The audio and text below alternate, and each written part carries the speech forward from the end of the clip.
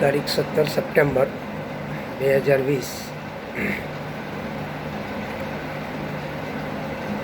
સાંપ્રત સામાજિક સમસ્યાઓ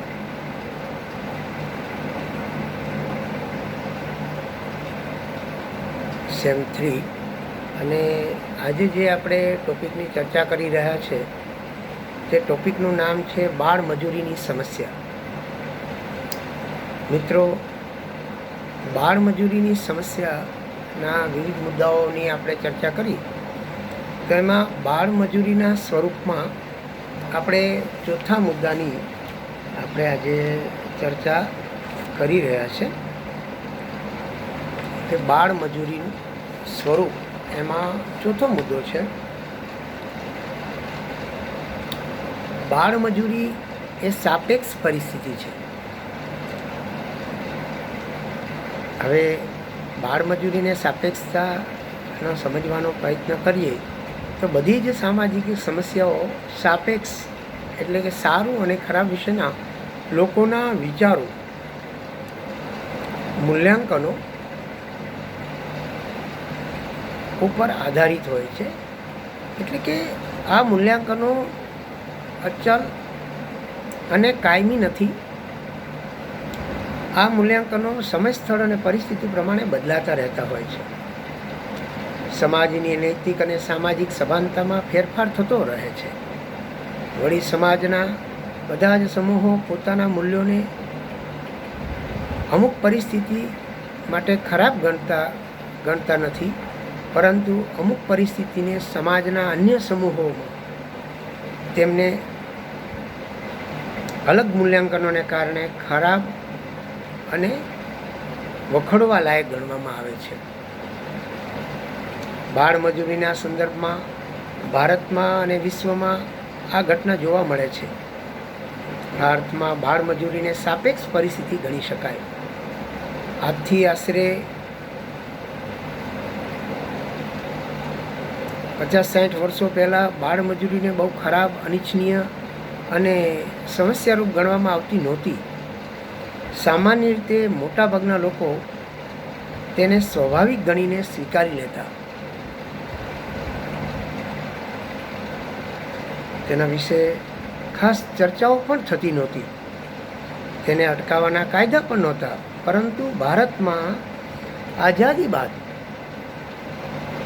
અન્ય સમૂહોની માફક બાળ મજૂરી તરફ લોકોનું ધ્યાન ખેંચાય. માનવતાવાદી દ્રષ્ટિકોણ અને બાળ વિકાસ અંગેના આધુનિક ખ્યાલો વિકસતા બાળ મજૂરી વિરુદ્ધ છાપામાં, લેખોમાં સમાચારો છપાવા લાગ્યા. સામાજિક કાર્યકરોને બાળ મજૂરી વિરુદ્ધ કાયદા ઘડવા આવશ્યક લાગ્યા.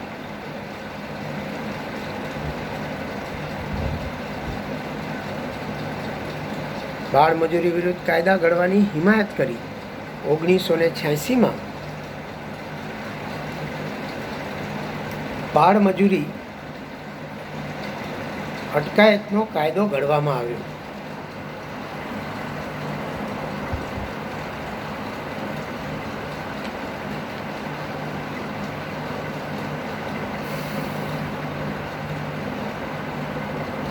બાળકોના શિક્ષણની આવશ્યકતા લોકો સ્વીકારવા લાગ્યા. મફત પ્રાથમિક શિક્ષણ બાળકોને આપવા માટે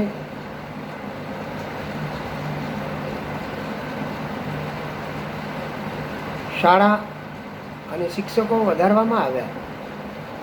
મીડિયામાં પણ બાળ મજૂરી વિરુદ્ધની જાહેરાતો અને સ્ટોપ ચાઇલ્ડ લેબર એ રીતે આવવા લાગી.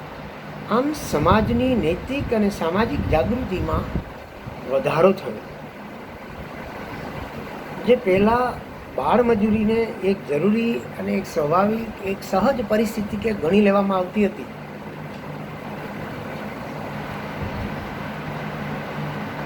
તેના બદલે હવે તેના તરફ સમાજમાં અણગમો અને ઉહાપો થવા લાગ્યો.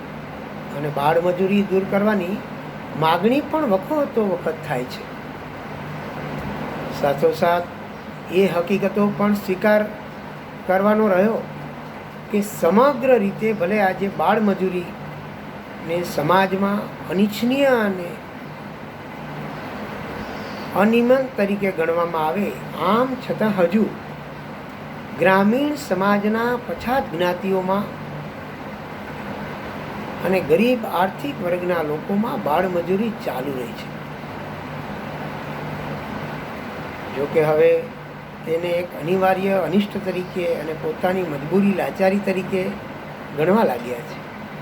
એટલે કે આજના સમયમાં કેટલાક લોકો થોડી આવક મેળવવા પોતાના બાળકોને બાળમજૂરી તરફ ધકેલે છે, પણ પોતાની પરિસ્થિતિના દબાણ હેઠળ તેમને એમ કરવાની ફરજ પડે છે, એમ તેઓ જણાવતા હોય છે.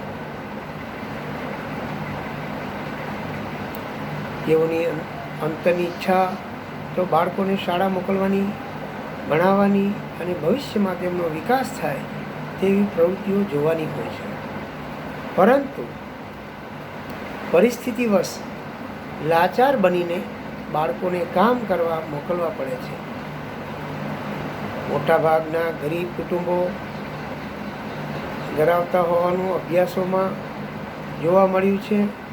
આ વિવિધ દ્રષ્ટિકોણ જોતા બાળમજૂરી એક સાપેક્ષ પરિસ્થિતિ સ્વરૂપે જોવા મળે છે. 5મો મુદ્દો છે બાળમજૂરીનો સાંસ્કૃતિક આધાર.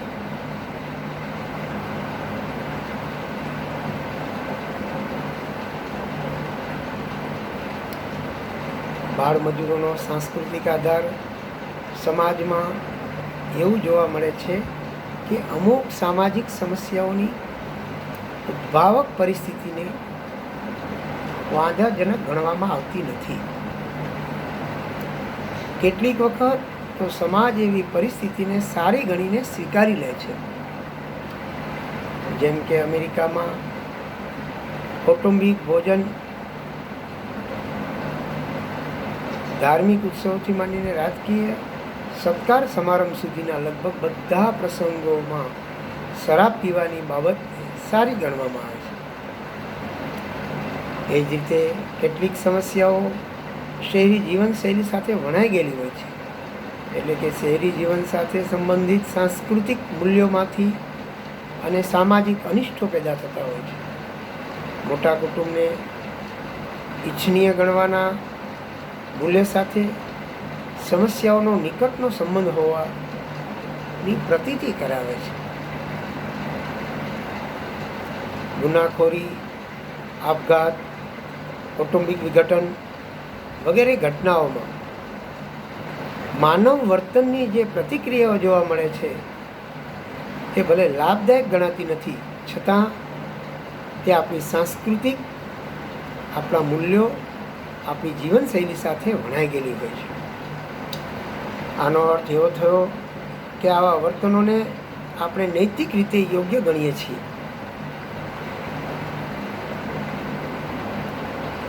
આપઘાત અને છૂટાછેડાના ઊંચા દરને આપણે ચિંતાનો વિષય ગણીએ છીએ, એ ખરું, પરંતુ સાથોસાથ આપણી સંસ્કૃતિના મૂલ્યો અનુસાર આપણે જેના પર ખૂબ ભાર મૂકીએ છીએ, વ્યક્તિવાદ, વ્યક્તિ સ્વાતંત્ર્ય, બિનસાંપ્રદાયિકતા વગેરે અને છૂટાછેડાનો ઊંચો દર અભિન્ન રીતે જોડાયેલા છે. કુટુંબ પ્રથા અને લગ્નની પવિત્રતા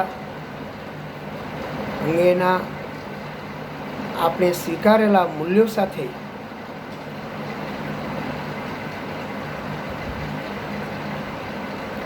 વેશ્યાવૃત્તિ નિકટનો સંબંધ ધરાવે છે.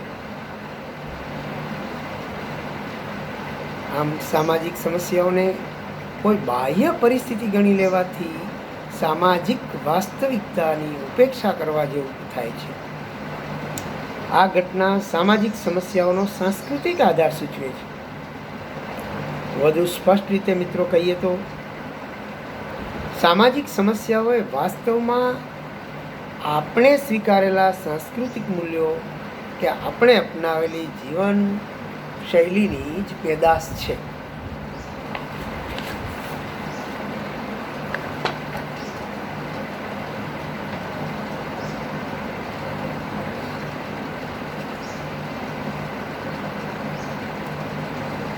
સંસ્કૃતિ વિજ્ઞાન શાખા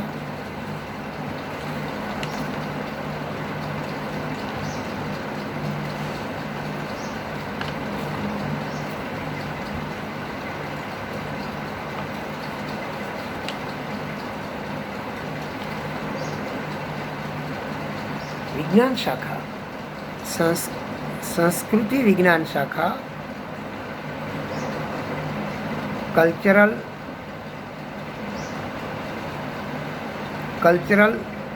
કલ્ચરલોજિસ્ટ સ્કૂલ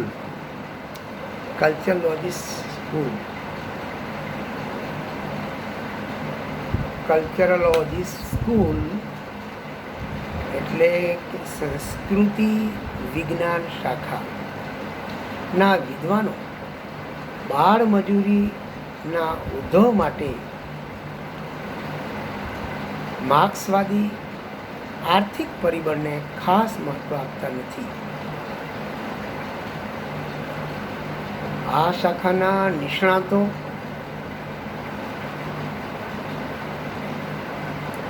શ્રમ વિભાજન અને વ્યક્તિના ગૌરવનું અવમૂલ્યન કરતા સામાજિક અને સાંસ્કૃતિક ધોરણો સાથે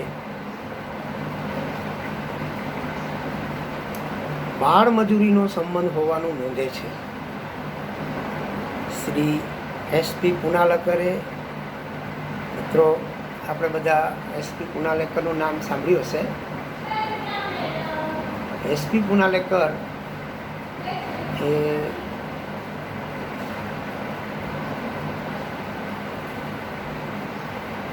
સુરત રિસર્ચ સેન્ટર છે, સામાજિક વિજ્ઞાન શાખાઓનું, એના વર્ષો સુધી તે ડાયરેક્ટર રહ્યા છે. આ એસપી પુનાલેકરે તેમના બાળ મજૂરીના એક પેપરમાં આ મત નોંધતા જણાવ્યું હતું કે child labour is necessary consciousness of the basic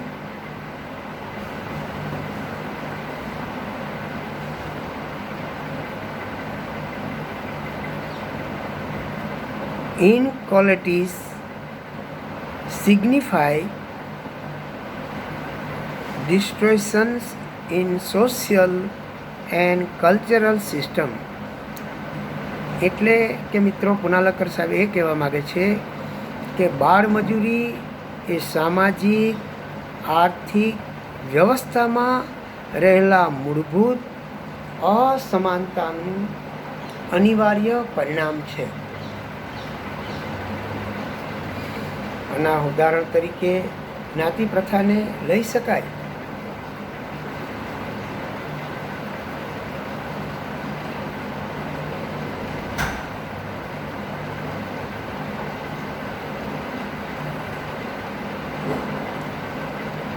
જ્ઞાતિ પ્રથા એ ભારતીય સમાજની સામાજિક સાંસ્કૃતિક જીવનશૈલીનો ભાગ છે.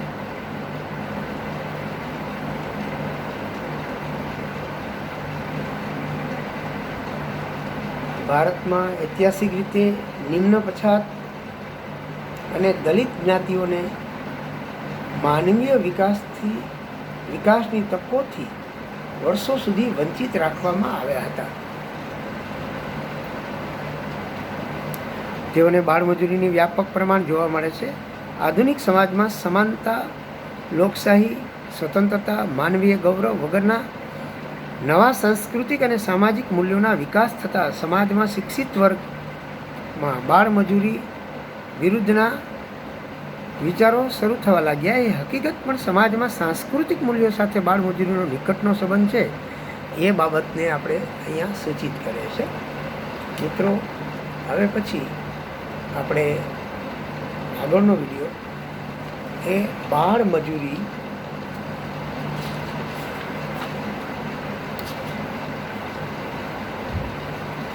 બાળમજૂરીની બાળકો પર અસર એ આપણે જોવાનો પ્રયત્ન કરીશું. ત્યાં સુધી રજા લઈએ.